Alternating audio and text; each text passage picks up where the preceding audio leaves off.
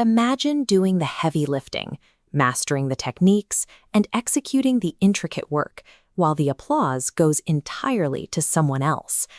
This is the reality for Param. He is a barber by birth, but he has spent years mastering the complex mantras and rituals of a Brahmin priest. Yet, despite his demonstrable skill, he receives no respect. His village operates on a rigid hierarchy. It doesn't matter that Param performs the physical and mental labor of a priest. The community values the inherited label of Brahmin over his actual work. To them, he is, and will always be, the barber's son.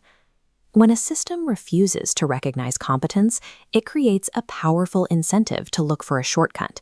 If the label is all that matters, the most effective move isn't to work harder, it's to change the label. Param's first move is geographical. He leaves his home village, severing his physical presence from his local reputation. This diagram illustrates a move to a disconnected social network. In a new village, Param's history disappears. He rebrands as Param Sharma, a priest, establishing immediate authority over townspeople who have no reason to doubt him. He has successfully engineered a profitable reality. However, this ecosystem is fragile, relying on the hope that his past and present never cross paths. The new town is a prime target for this kind of manipulation. The residents are trusting and deferential to spiritual guides, making them vulnerable to someone performing the role of an authority figure. Param begins extracting wealth by weaponizing the villagers' fears.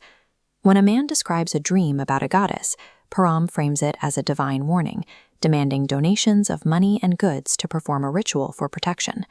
He then secures his long-term standing by marrying Aruna, the daughter of a wealthy family. This move locks down permanent property and integrates him into the local power structure. To maintain the illusion of his high status, he treats Aruna as a servant.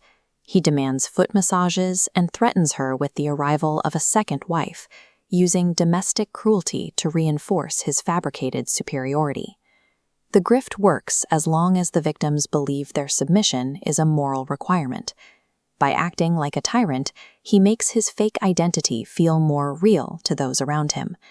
But any localized deception has a structural weakness.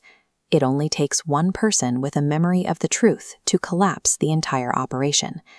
That person is a traveling astrologer from Param's original village. He recognizes the priest instantly, creating a direct link back to the identity Param tried to bury. The astrologer turns this recognition into a business opportunity, demanding hush money. Param pays immediately, hoping to buy his way out of exposure. Param focuses on silencing the outsider, but he ignores the resentment growing within his own home. He assumes his wife is a passive observer of his life, rather than a participant with her own motives. Seeking help for her marriage, Aruna visits the astrologer. He doesn't give her a prayer or a charm. Instead, he gives her the truth about Param's past as a barber. While a greedy opportunist might keep a secret for a price, a victim of abuse will use that same information to dismantle the fraudster's power.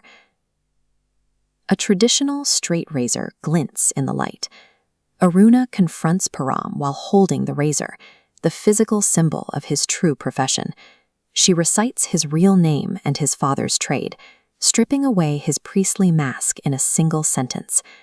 The shift is instantaneous. Facing the threat of exposure and the potential for a violent response from the scammed villagers, Param's arrogance evaporates. The hierarchy flips.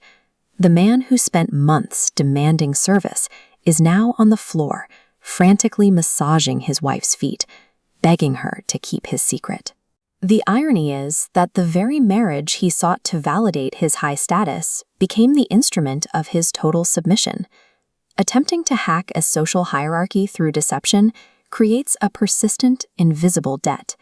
When a person's status is built on a fabrication, the very people forced to support that lie become the ones with the most power to pull it down.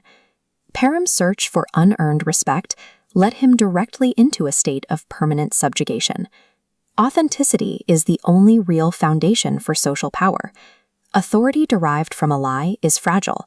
Eventually, the weight of the deception turns the social ladder into a cage.